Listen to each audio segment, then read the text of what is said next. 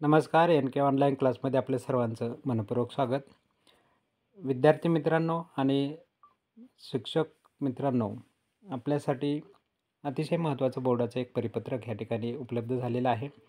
सुरुवातीला विद्यार्थ्यांचा विचार करून मी हे परिपत्रक विचारात घेतो आहे. नंतर शिक्षक मित्रांसाठी देखील ज्या महत्त्वाच्या गोष्टी याच्यामध्ये इन्क्लूड केलेल्या आहेत त्या सर्व गोष्टी ह्या ठिकाणी डिस्कस करण्याचा प्रयत्न केला जाईल.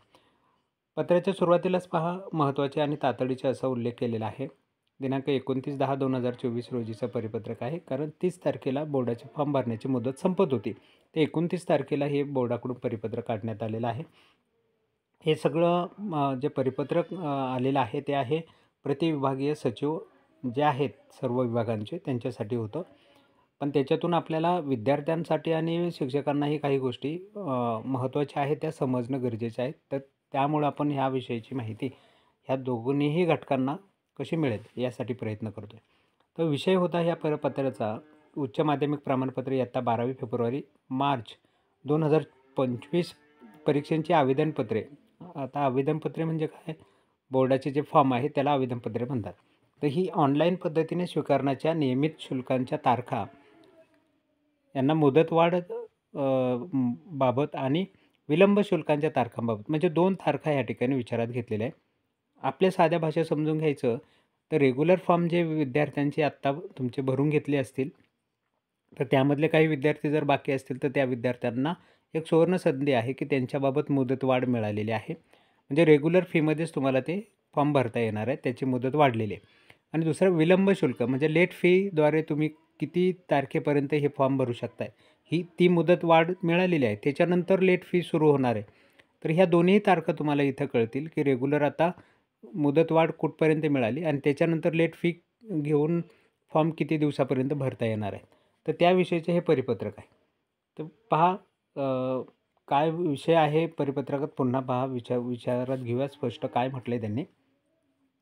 उपरोक्त विषयास अनुसरून कळवण्यात येते की महाराष्ट्र राज्य माध्यमिक व उच्च माध्यमिक शिक्षण मंडळामार्फत घेण्यात येणाऱ्या उच्च माध्यमिक प्रमाणपत्र म्हणजेच 12वीच्या फेब्रुवारी-मार्च 2025च्या परीक्षेत प्रविष्ट होऊ इच्छिणाऱ्या नियमित विद्यार्थ्यांचे आवेदनपत्र सरळ डाटाबेसवरून ऑनलाईन पद्धतीने त्यांचे उच्च माध्यमिक शाळा किंवा कनिष्ठ महाविद्यालय प्रमुखांमार्फत भरायचे आहेत. म्हणजे शाळेने हे भरायचे आहेत, विद्यार्थ्यांचा इथं काही रोल नाही. व्यवसाय अभ्यासक्रम घेणारे जे नियमित विद्यार्थी असतील त्यांची, त्याचबरोबर सर्व शाखांचे पुनर्परीक्षा म्हणजे रिपीटर विद्यार्थी, नावनोंदणी प्रमाणपत्र प्राप्त झालेले खाजगी विद्यार्थी म्हणजे 17 नंबरचे विद्यार्थी, तसेच श्रेणी सुधार योजनेअंतर्गत व तुरळक विषय किंवा ITIद्वारे credit of transfer of credit घेऊन बसणारे जे विद्यार्थी आहेत, म्हणजे सगळ्या प्रकारचे जे 12वीला बसणारे विद्यार्थी आहेत ना, त्या विद्यार्थ्यांना परीक्षांची आवेदनपत्रे त्यांची कनिष्ठ महाविद्यालयांच्या प्रमुखांमार्फत प्रचलित पद्धतीने भरायची आहेत. सदरची आवेदनपत्र बोर्डाने दिलेल्या ह्या संकेतस्थळावरती ऑनलाईन पद्धतीने 30/10 पर्यंत भरायची होती. सदर तारखांना आता मुदतवाढ देण्यात येत असून मुदतवाढीच्या तसेच शुल्क व कागदपत्रे जमा करावयाच्या तारखांच्या तपशिलाबाबत हे परिपत्रक आहे. तर आता इथं पहा, शिक्षकांसाठीचं सूचना आहे म्हणून थोडंसं विश्लेषण करूयात आपण. मुदतवाढ विद्यार्थ्यांना मिळालेली आहे, आपल्यालाही फॉर्म भरायला मुदतवाढ मिळाली. पण त्याचे शुल्क म्हणजे जे चलन तुम्ही काढायचं म्हणत होतात ना, ते चलन जनरेट करायला जे शुल्क भरण्याचं आणि कागदपत्रे जमा करण्याच्या म्हणजे कागदपत्रे जमा करायची आहेत. आता कोणकोणती कागदपत्रे तुम्हाला जमा करायची ते पण आपण विचारात घेऊया. पुढं त्याच्या संदर्भात उल्लेख केलेले आहेत. तर इथं पहा, एक टेबल आहे, त्या टेबलमध्ये ही माहिती आपल्याला दिसते. पहिला कॉलममध्ये तुम्हाला दिसते शुल्काचा प्रकार, दुसऱ्यामध्ये विद्यार्थ्यांचे आवेदनपत्र भरायच्या तारखा, तिसऱ्यामध्ये दिले उच्च माध्यमिक शाळा कनिष्ठ महाविद्यालयाने RTGS NEFT पावती चलनासह विद्यार्थ्यांच्या याद्या व प्रीलिस्ट विभागीय मंडळाकडे जमा करायच्या तारखा, असे 3 कॉलम आहेत. तर पहिल्या याच्यात शुल्काचा प्रकार दिला आहे ना, त्याच्यात पहिला कॉलम आहे नियमित शुल्क, म्हणजे आता मुदतवाढ ज्याला मिळाली ती मुदतवाढ मिळालेली आता नियमित शुल्काची तारीख पहा त्याच्या बाजूला दिली 31/10 ते 14/11 म्हणजे 30पर्यंत फॉर्म भरायच्या तारखा होत्या त्या संपल्यात. आता 31/10 ते 14/11 म्हणजे 14 नोव्हेंबरपर्यंत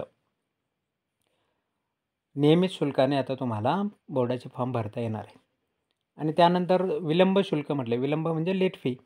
लेट फी तरही जर नियमित 14 तारखेपर्यंत एखादा विद्यार्थी भरू शकला नाही, तर लेट फीने परत फॉर्म भरायला वेळ असतो. तर लेट फीचे मुदत किती दिली? 15 नोव्हेंबर ते 22 नोव्हेंबर या तारखेमध्ये तुम्ही लेट फी भरून फॉर्म भरू शकणार आहात. जर काही अडचणीने एखाद्याला फॉर्म नाही भरता आला आणि तो मुदत संपली म्हणून काय करू म्हणत असेल, तर त्याला एक लेट फीचा ऑप्शन बोर्डाकडून दिलेला आहे 15 ते 22 पर्यंत. हे झालं विद्यार्थ्यांच्या बाबतीत. पुढं आपल्याला शिक्षकांना आणि शाळेला विचारात घ्यायची बाब आहे की त्याचे चलन जनरेट करण्याच्या बाबतीतली तारीख आहे.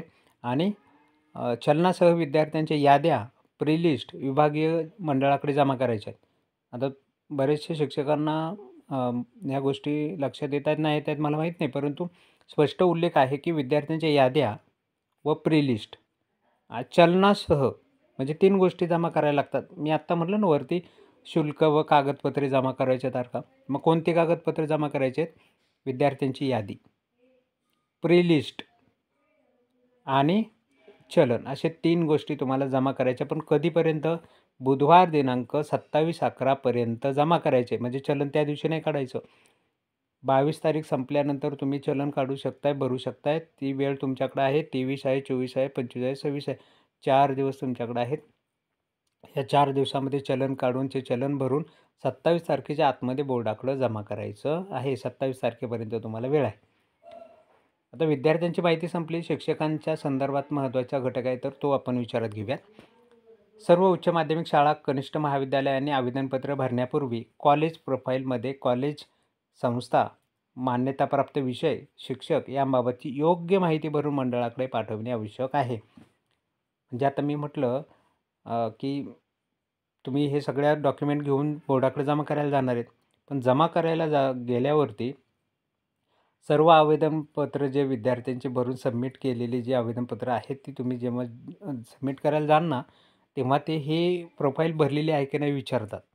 जर प्रोफाईल भरली नाही तर ते तुमचं सबमिट करून घेत नाहीत. म्हणजे बरेचसे आमचे काही जे परिपत्रक गोष्टी आलेल्या होत्या बोर्डाकडून त्याच आम्ही सबमिट करायला गेलो तर त्यांनी सांगितलं की तुम्ही ह्या गोष्टी भरलेल्या आहेत का, हे काम केलं आहे का, नाही केलं तर आम्ही सबमिट करून घेत नाहीत. त्यामुळं सर्व शाळांनी आपली प्रोफाईल जी आहे कॉलेज प्रोफाईल ती भरणं अतिशय महत्त्वाचं आहे, गरजेचं आहे. ते भरूनच तुम्ही ते जमा करायला घेऊन जाव्यात. उच्च माध्यमिक शाळा, कनिष्ठ महाविद्यालयांच्या कॉलेज लॉग इनमधून प्रीलिस्ट उपलब्ध होणार आहेत. तसे कनिष्ठ महाविद्यालयाने त्याचे प्रिंट काढून आवेदनपत्र नमूद केलेली सर्व माहिती जनरल रजिस्टरप्रमाणे ती चेक करायची, अचूक असल्याची खात्री करायची. सदर प्रीलिस्टवर माहितीची खात्री केल्याबाबत संबंधित विद्यार्थ्याची स्वाक्षरी घ्यायची. म्हणजे प्रीलिस्ट काढणारे आपण त्याच्यासमोर विद्यार्थ्याची माहिती आहे, त्या विद्यार्थ्याच्या माहितीसमोर विद्यार्थ्यांनी सही करायची.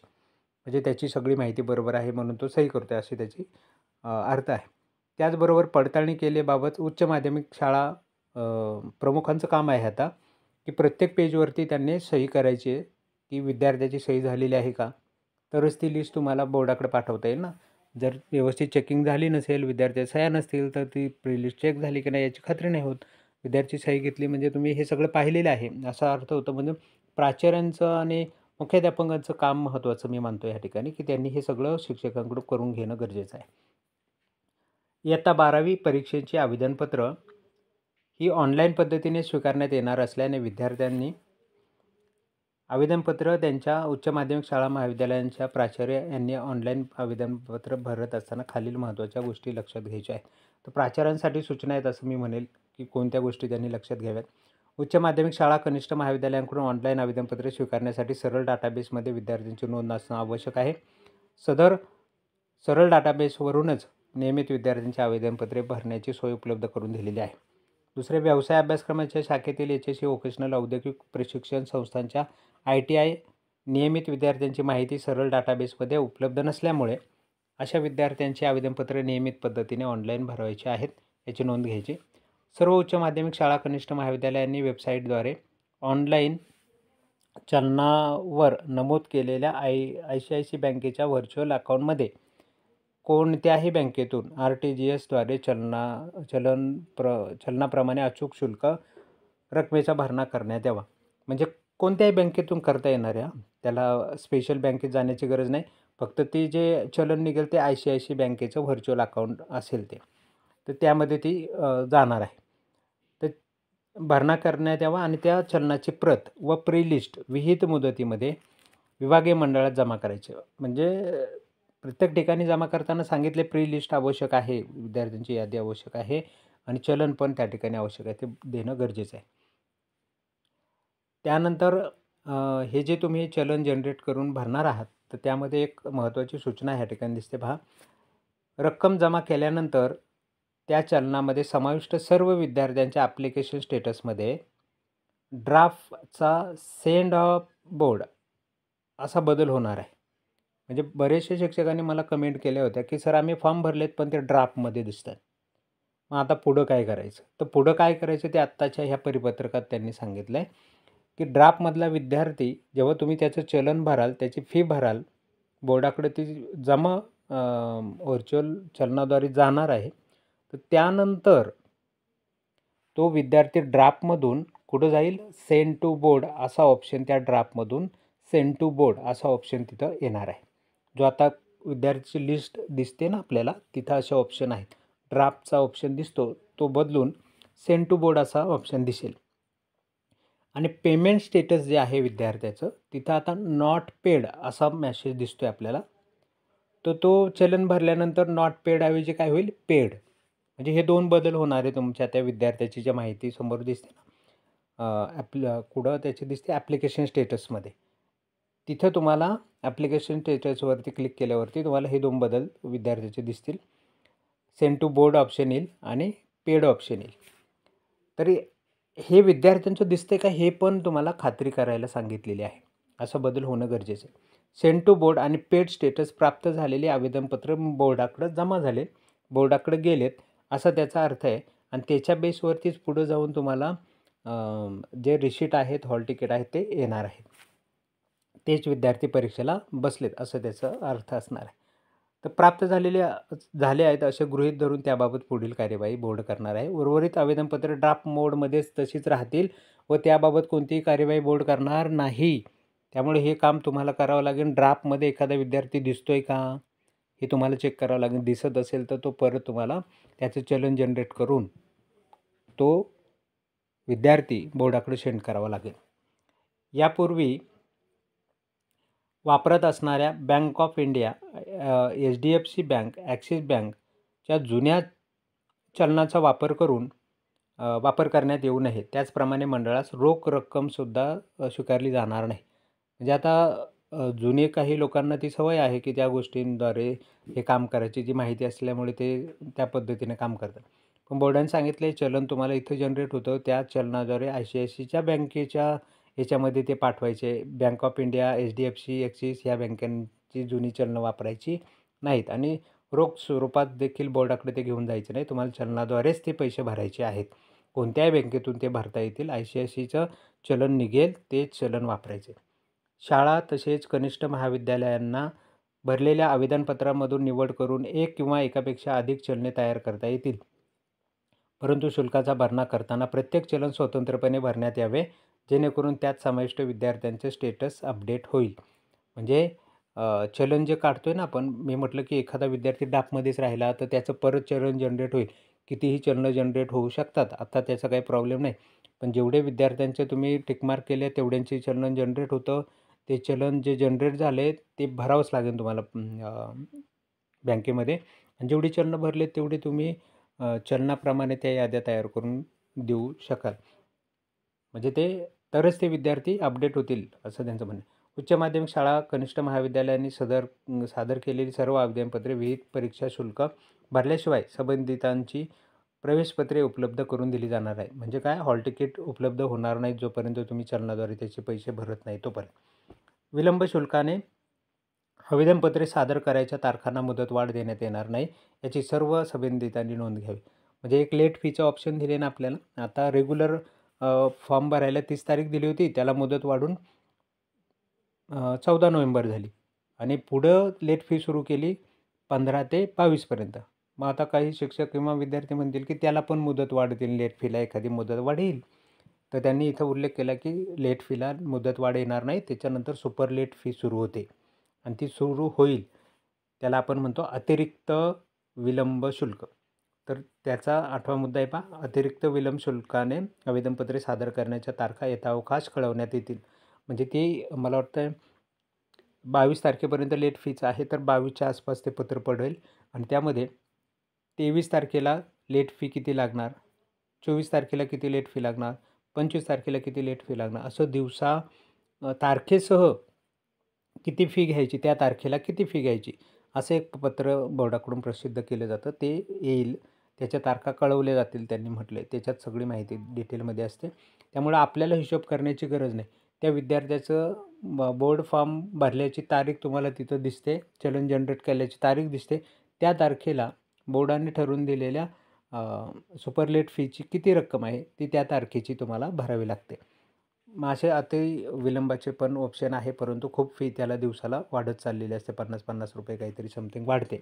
त्यामुळे खूप फी ती दिवसाने तुम्हाला भरावी लागते.